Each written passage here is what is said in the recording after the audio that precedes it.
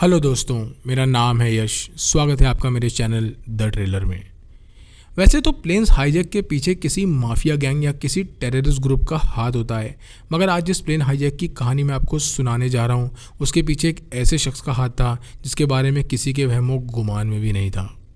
देखते देखते ये प्लेन हाईजैकिंग एक ऐसे खूनी खेल में बदल गई जिसके बाद इस प्लेन के पायलट दोबारा कभी प्लेन उड़ाने के काबिल नहीं बचे। और जब इस प्लेन हाईजैकिंग की वजह सबके सामने आई तब सबके पैरों तले ज़मीन सरक गई।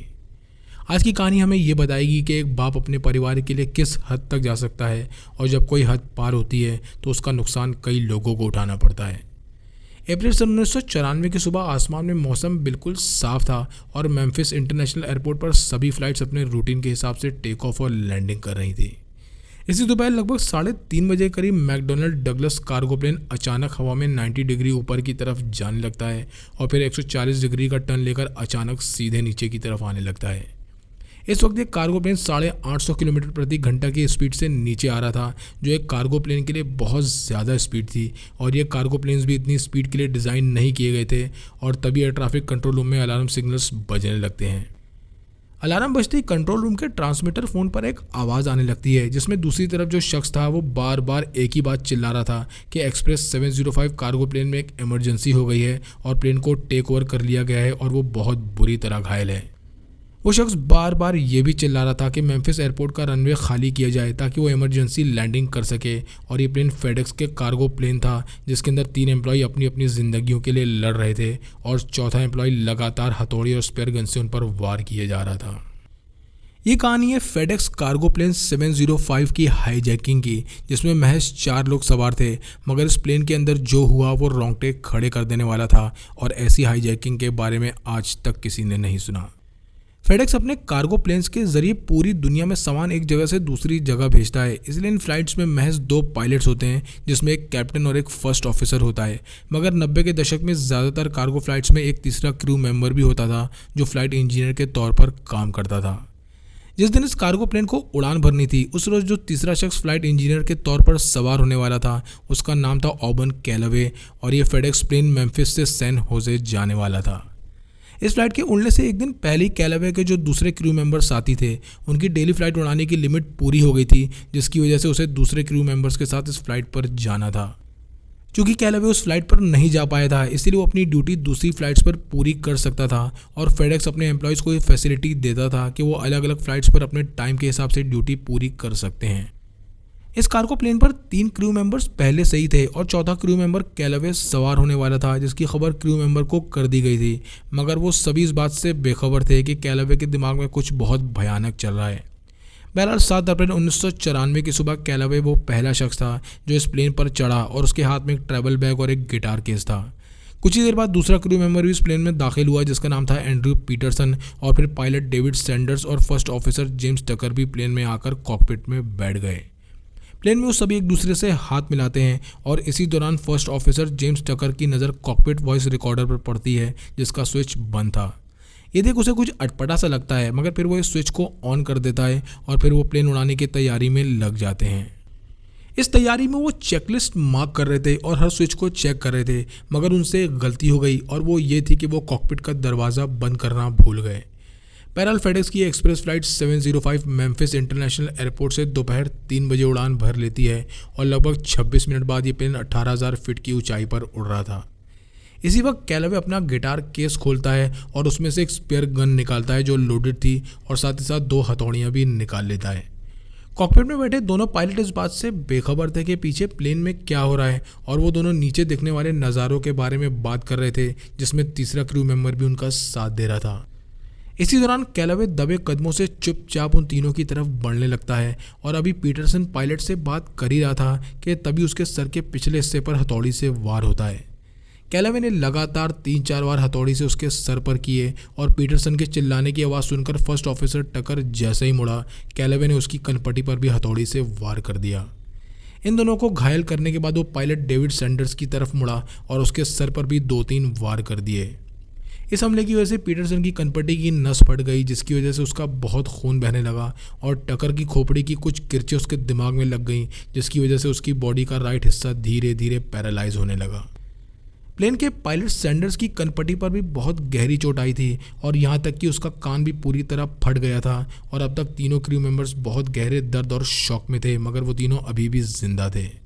हमला करने के बाद कैलावे दोबारा अपने गिटार बॉक्स की तरफ बढ़ता है और उसमें से स्पेयर गन निकालकर उसे लोड करने लगता है, मगर इसी दौरान पायलट सैंडर्स ने अपनी सीट बेल्ट खोली और धीरे धीरे कॉकपिट के दरवाजे की तरफ बढ़ने लगा।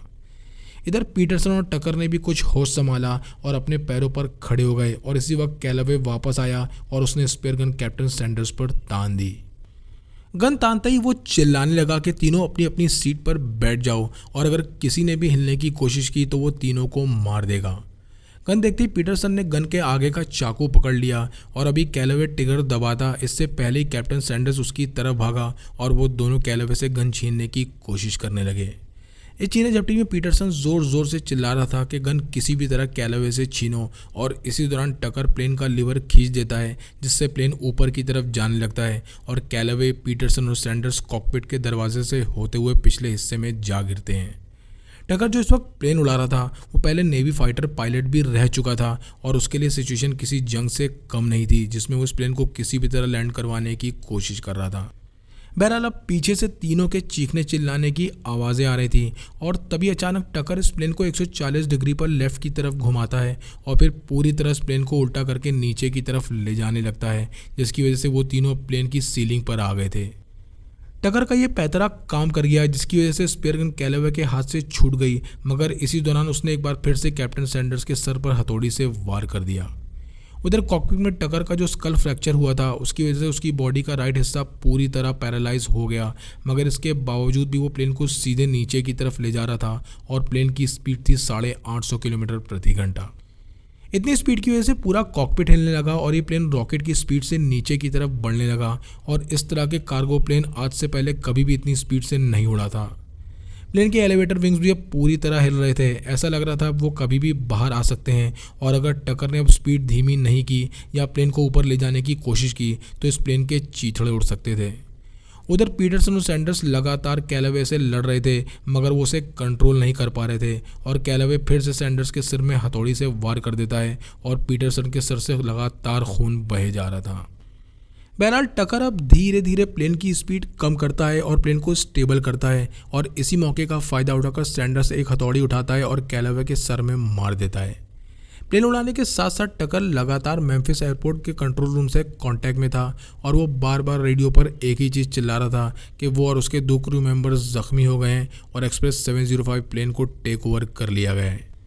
वो कंट्रोल रूम में बैठे शख्स से कहता है कि ये एक इमरजेंसी है और मेम्फिस एयरपोर्ट के रनवे को खाली किया जाए ताकि वो प्लेन को लैंड कर सके और ये जल्द से जल्द किया जाए क्योंकि उनके पास वक्त बहुत कम है। टकर को लगातार उन तीनों की लड़ाई की आवाज़ें आ रही थी और तभी वो कंट्रोल रूम के रेडियो पर फिर से कॉल करता है और उनसे कहता है कि रनवे पर एक एम्बुलेंस और कुछ पुलिस भी चाहिए होगी और एयरपोर्ट अथॉरिटी को फ़ौरन अलर्ट कर दिया जाए। ये सुनते एयर ट्रैफिक मॉनिटर को यह अंदाज़ा हो गया कि कोई बड़ी और सीरियस प्रॉब्लम हो गई है और वो फ़ौरन एयरपोर्ट अथॉरिटी को अलर्ट कर देता है और साथ ही साथ एयरपोर्ट की इमरजेंसी रिस्पांस टीम को भी अलर्ट कर दिया जाता है जो प्लेन्स की इमरजेंसी लैंडिंग के लिए रिस्पॉन्सिबल थी।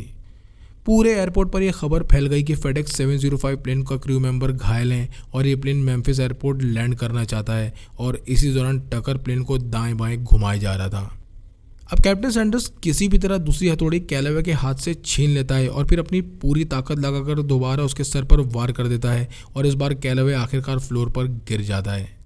कैलावे के गिरते ही कैप्टन सैंडर्स फौरन टकर से कहता है कि वो प्लेन को ऑटो पायलट मोड पर डाल दे और पीछे आ जाए और उसने ऐसा किया भी, मगर एक परेशानी ये थी कि प्लेन मेम्फिस एयरपोर्ट के बजाय किसी दूसरी जगह जा रहा था। बहरहाल बॉडी का दाहिना हिस्सा पैरालाइज होने के बावजूद भी वो लड़खड़ाते हुए प्लेन के पिछले हिस्से में पहुंच गया और वहां जो नज़ारा उसने देखा उसे देख उसके रोंगटे खड़े हो गए। प्लेन के इस हिस्से में जगह जगह खून फैला हुआ था और उसके दोनों क्रू मेंबर पूरी तरह खून में लथपथ थे और तभी वो देखता है कि कैलावे भी फ्लोर पर गिरा पड़ा था और उसके सर से भी खून बह रहा था। अब कैप्टन सैंडर्स कॉकपिट की तरफ बढ़ जाता है ताकि वो प्लेन को मेम्फिस एयरपोर्ट की तरफ ले जा सके और साथ ही साथ वो कैलावे के सारे हथियार भी अपने साथ ले जाता है। कॉकपिट में पहुंचते ही वो फिर से कंट्रोल रूम कॉल करके उनसे मदद मांगता है और उनसे कहता है कि वो लैंड करने की तैयारी कर रहे हैं, जिसके जवाब में कंट्रोल रूम मॉनिटर कहता है कि वो रनवे 9 पर लैंड कर सकते हैं और वहाँ पुलिस और एम्बुलेंस भी उनकी मदद के लिए पहुँच चुकी है। हालांकि ये कहने सुनने में जितना आसान था, करने में उतना ही मुश्किल, क्योंकि इस वक्त ये प्लेन पूरी तरह फ्यूल से भरा हुआ था, जिसकी वजह से उसका वज़न लगभग 16 टन हो गया था और ये रेकमेंडेड लैंडिंग वेट से काफ़ी ज़्यादा था।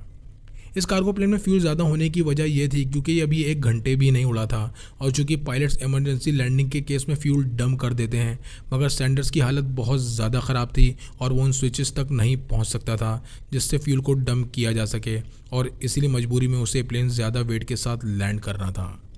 इसमें सबसे बड़ा रिस्क ये था कि लैंड होते ही प्लेन के टायर जैसे ही ज़मीन को छूते वो फट सकते थे, और उधर कैलावे अभी भी लगातार टकर और पीटरसन से लड़ रहा था। धीरे धीरे सैंडर्स इस प्लेन को नीचे ले आया था और अब वो लोग 7000 फीट की ऊंचाई पर उड़ रहे थे, और तभी वो एक मुश्किल फैसला लेता है। सैंडर्स इस प्लेन को दोबारा ऑटो पायलट मोड पर डालता है और फैसला करता है कि अब वो कैलावे को मार डालेगा, और जब तक वो पीछे पहुंचा तब तक टकर ने कैलावे को फिर से मार गिराया था, मगर तब तक इस प्लेन की लैंडिंग और मुश्किलों में पड़ गई।